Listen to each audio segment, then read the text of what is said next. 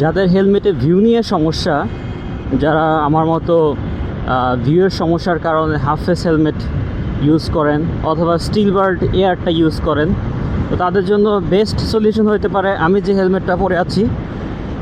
এটা হচ্ছে still bird SBA20।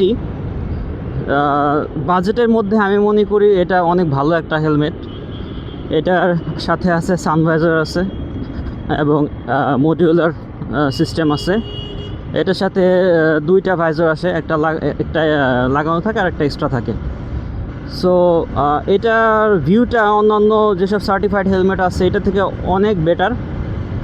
তবে এটার ডিউরাবিলিটি নিয়ে কোয়েশ্চেন থেকে যায়, কারণ এটার ওয়েটটা অনেকটা লাইট, 1350 গ্রামের আশেপাশে। বাট তারপরেও যারা সিটিতে রাইড করেন তাদের জন্য মনে করি এটা বেস্ট একটা হেলমেট হতে পারে।